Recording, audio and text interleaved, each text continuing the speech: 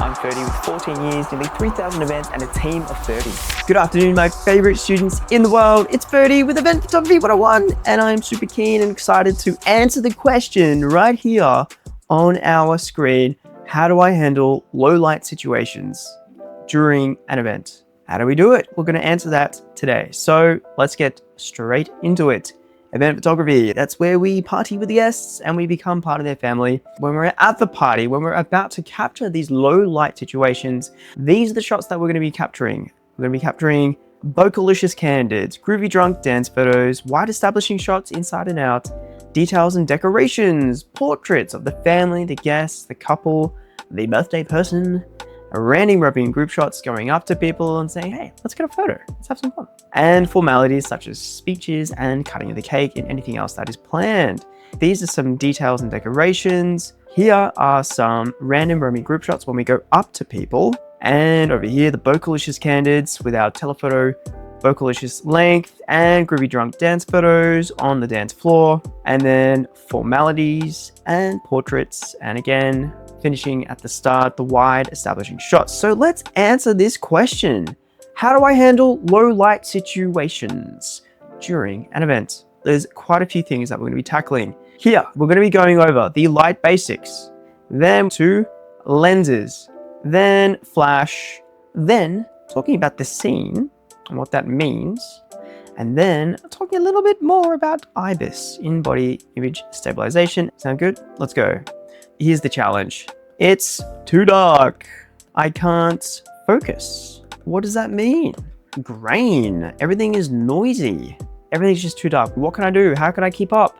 Here are our goals. We need to be efficient and stress-free, because when we're stress-free, it's going to rub off on our guests. If we're stressing out, oh my gosh, stupid lens, this photo, I don't even know how to brighten this image because I just don't know. It's gonna freak them out. They'd be like, I don't think I want that photo anymore. I don't really feel comfortable. They're gonna feel your stress and it's going to up their emotional barrier, and they're probably like, oh, I can just get a snap on my phone. Don't worry about it. Ooh, honey, let's get out of here. Oh my gosh, this dude is stressing me out.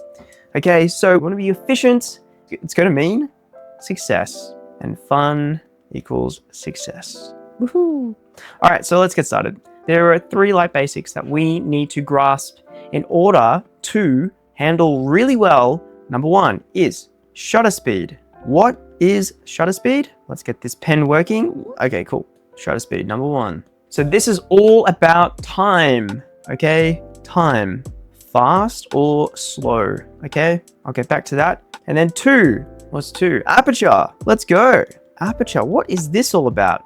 I recognize these terms, but I still don't have a grasp on it. What does it mean? Aperture is the hole in our lens. And this is all about how much light is entering it, okay? And then number 3, we have ISO. What the hell is ISO all about? All right, quickly, it is how sensitive our sensor is. Okay, but can you elaborate on that? What's a sensor? We have a canvas in our camera, and it's usually a square or a rectangle. And this contains all the pixels that are sensitive to light photons. So when light penetrates through this hole, our lens then focuses the light onto the canvas. This is our sensor / canvas, same thing. Now, when we increase our ISO up or down, we are making this sensor more sensitive to light, to picking up light photons. It's like having 3 shots of coffee and you're just like, you just got the jitters. You're more sensitive to being more productive. When you become more sensitive, when you're in love, you're more sensitive to their appearance, all their actions, or when they talk to someone, okay? We're increasing the sensitivity of our canvas in order to pick up more light. More lights equals more fun times. We love light. Let's be able to control it. So let's have a quick bird's eye view. We've got shutter speed, aperture, ISO. These are the light basics. These 3 technicals are what we're going to tweak we're going to tweak these settings in order for us to better handle low light situations during an event. Now with shutter speed, we said it was all about time. Our shutter speed is the window. Here is our window, and when I open it, hey, it's me, peekaboo. We are letting light enter the window. So we're keeping that window open for longer, and when the window is open for longer, we're letting more light into the camera. Slower shutter speeds means your window is open for longer, and we're picking up all that light piercing through the window into our canvas. When our shutter speed is quick, super fast, really quick, it's super quick. Not much entered through that span of time. But if our shutter speed is slow, then during that span of time, more light was able to enter our lens and canvas and light up our image. Having a slow shutter speed is a step in the right direction towards handling low light situations at an event. Now, moving on to aperture, the hole in our lens. If we use a really tiny hole, not much light is going to enter through that hole. But if we enlarge that hole and make it really big, more light is going to enter that hole. Hello. Enlarge the aperture. We make the hole bigger. It just means more light is coming through. More light means a brighter image. It means we can have a better grasp on handling low light situations during an event. Does that make sense? Big hole, big light. Small hole, not much light. Now moving on to ISO. We increase the sensitivity of our canvas. Ooh, I'm so sensitive. I'm picking up all these light photons. Oh my gosh. But if we decrease the ISO, we're darkening the image because we are lessening the sensitivity, so to say. But when we up the sensitivity of our canvas, when we raise the ISO, we're making it more sensitive to light photons being absorbed into our sponge.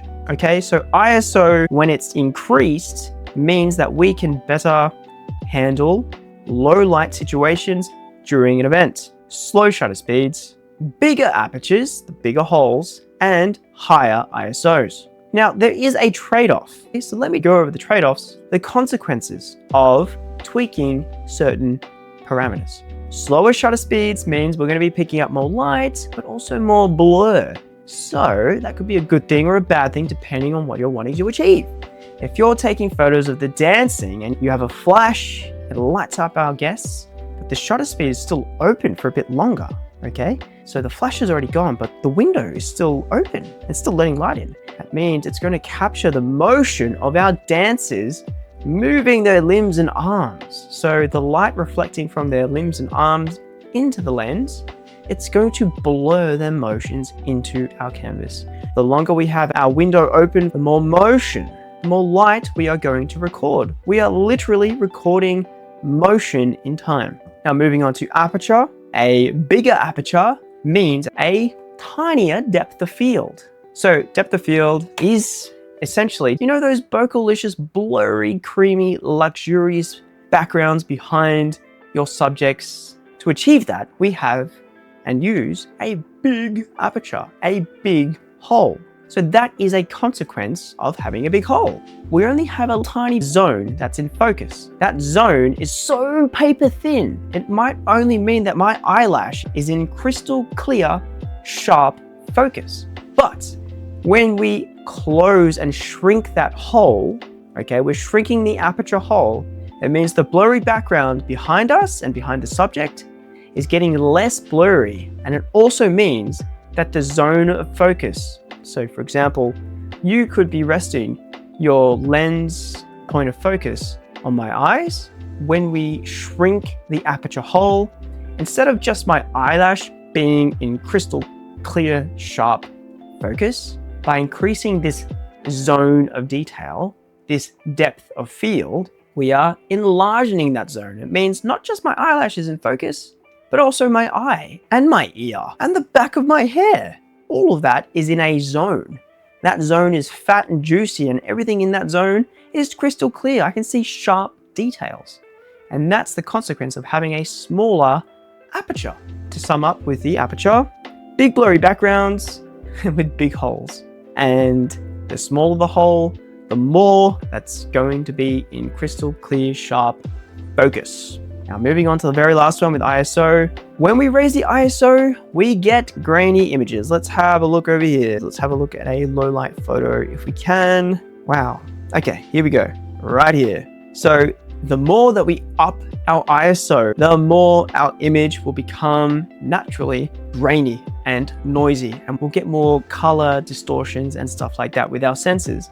Technology has its limits at the moment with ISOs, but in the future, we'll probably be laughing at this stuff. But as of right now, when we raise the ISO and make it more sensitive to the light photons, then we are also increasing the chance of the colors going a bit wishy-washy, a bit yucky, and then also we introduce grain and noise into our image. But when we decrease that ISO, we get a cleaner image. We're literally stripping away all that grain and noise. And the colors are so accurate. They're so perfect. Yeah.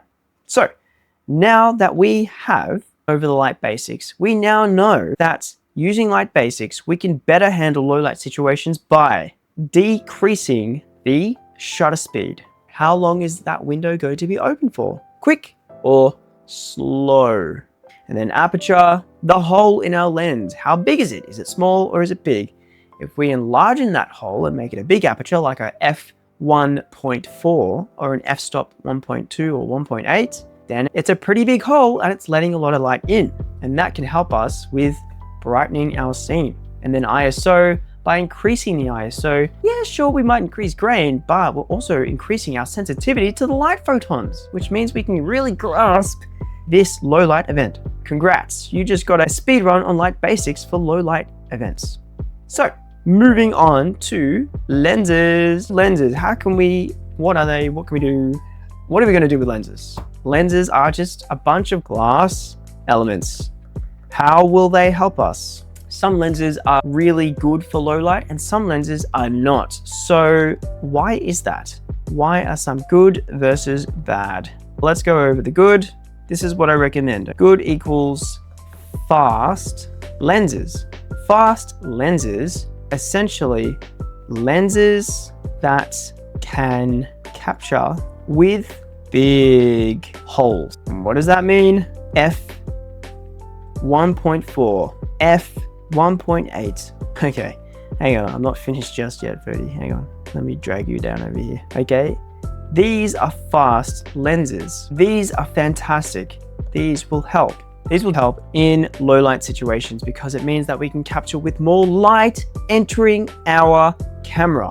Now, the lenses that I would avoid would be lenses with smaller holes. They're not always bad. Sure, they can be slow technically. Where does the slow and fast terminology come into this picture? Because you've heard me mention slow and fast. Why are we even mentioning that? It's just another way of describing how much light we can let in. If we can let in more light, then it's considered fast. If we let in less light because we have a smaller aperture, it's considered slow. We want at least one prime lens that is at least f1.8, okay? And bigger is f1.4, for example. Okay, now that's what I would recommend. To sum up with lenses, this is a very oversimplified look at lenses for low light situations. We have slow lenses and we have fast lenses. I recommend the fast lenses. These are called usually prime lenses. Prime lenses can widen a lot bigger than usual. And when the hole is bigger, again, that means we can let in more light. So these prime lenses are really good and they help out really well with bokeh-licious backgrounds. When we're using a slower lens, a lens that has a smaller aperture, it's a little bit more difficult to let light in during these low light situations, okay? Let's move on to flash because we may only have a small, slow lens. So in that case, this is where we use our flash to illuminate the scene. Now, what is flash? It's a tool to, what's the word? I just said it. Illuminate the scene. Okay, so why do we use it? It is literally to brighten our subject. So a person or scene, which is pretty much exactly what we just mentioned in the what. But Having said that, we use flash, and I highly recommend to handle low light situations during an event like a pro. We are using a combination of our expertise in the light basics and prime lenses to let more light in. And then on top of that, we are using flash to create even more light. If there's no light available, we're going to create the light ourselves. And we do so using our flash. How do we do that? We attach the flash to our camera, and we can use also external flashes. Here we have externals, and here we have on camera. There we go.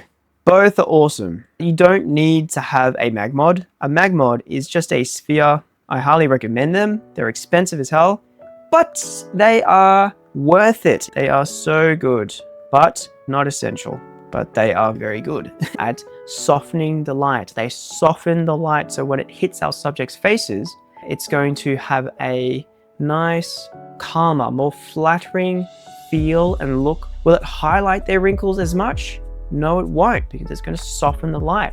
But if we don't use a diffuser and we're pointing it at them, it's going to really flatten the faces. It might be really harsh and it might exaggerate unflattering features, but by softening the light, we can flatter our subjects more. So that's why I would recommend them. And this one is just fantastic. We chuck on a flash.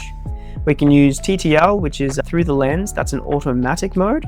So that's pretty noob friendly. So if you're not familiar with using a flash, just chuck it in TTL mode and you should be hunky-dory. Manual mode is what you'll be going and using later on when you're more comfortable and familiar. This is where you'll have the most amount of control. Having a flash in manual mode over TTL will give us more control and a tighter grasp on handling low light situations during an event. Okay, so as of right now, we have a nice basic understanding on the light basics: aperture, shutter speed, and ISO.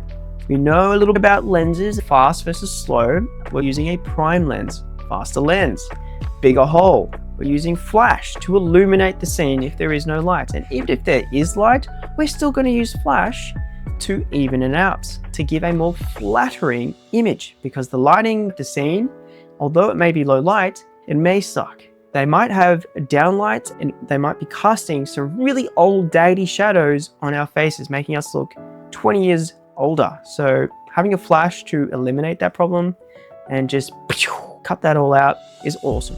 So now we are also going to move on to the scene.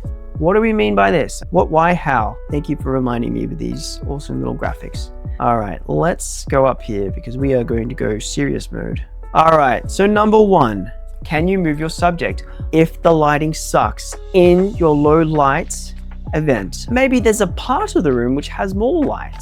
Can you move your subject to the better position, to that better location? If you can, it's appropriate to do so, and they're in the mood of having fun and taking a photo, then move your subject to that brighter area. If you can't move them, can you move yourself? If you can't move your subject for whatever reason, you should move around them. If they're stationary, you're going to orbit around them. By just simply orbiting around them, you're going to get new angles, you're going to get more light. For example, if I'm facing you right here and there is a really bad downlight, well, then that's going to suck. But if I move around, then I have a better chance of it casting less of a shadow on your face. And so just simply by rotating around, we can eliminate some ugly shadows. So that's what I mean by the scene, moving around your subject. Now, moving on to IBIS. This is something I just wanted to quickly mention because it has to do with our camera or lens. It's a tool. It means in body image stabilization. Every brand has different names and words and branding around this tool, so it could look a bit different. But the key concept is that there's some technology, there's some tech in our lens and or camera that moves around and shakes. It literally it shakes and it compensates for our shakiness and our jitteriness if we've had too much coffee, okay? So, and it's a good tool. Why do we even want to use it? Now, IBIS is great for keeping our frame in focus. It's good at reducing blur. It's good keeping things sharp. Okay, so we got frame and focus, reducing blur, keeping things sharp. And in a nutshell, why would we want to use it? When we're slowing down time, so slowing down time, things get more sensitive. If the shutter is open for longer, if I am moving the camera while the shutter is open for longer, it's going to pick up my sways with the camera. But maybe I'm holding the camera a bit differently and I'm like literally like zzz, then it's going to pick up that zzz, and it's going to show in our images. The light is literally going to paint out the zzz motions and zigzags into our image. But if we have in-body image stabilization, it's going to help compensate those jitters and it's going to help smoothen our holding experience and keep everything in focus, reduce blur, reduce motion, and yeah. And then we have a clearer image. And that's pretty much how it works. It shakes to compensate our shakes. Okay, so there you go. Now, I know that's a lot of information to pack in, so I'm going to sum it up here. How do I handle low light situations during an event? We use our basic understanding of the light basics. That is shutter speed, aperture, and ISO. We're slowing down time to let more light enter our open window before it closes. And then we're using aperture. Aperture is the hole. We're enlarging that hole so that more light can pierce through and enter our lens. And then ISO, we are increasing the ISO to make our canvas more sensitive to light photons. It's easier to soak in the ambience from our scene. And then lenses, we are using prime lenses. These prime lenses have bigger apertures most of the time. Now, they're not essential, but they're highly recommended, like an f1.4 or a f1.8, for example. Now, we are also using flash. If the scene is completely dark and there is no light, then it's up to us as the event photographer to create the light, produce it artificially with our flash. We're going to illuminate our subjects and the scene by using our flash in manual mode or TTL. We can use externals or on-camera flash, or you can use both. The magmod spheres are not essential, just remember that.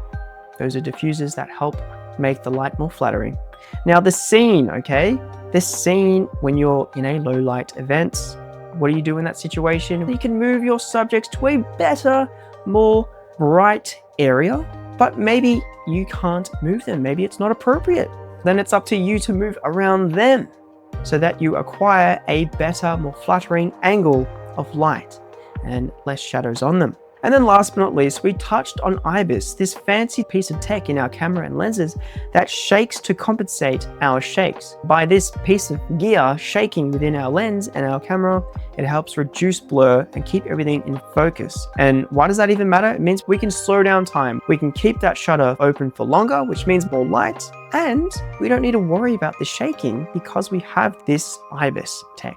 So that is a rough brainstorm on how do I handle low light situations during an event.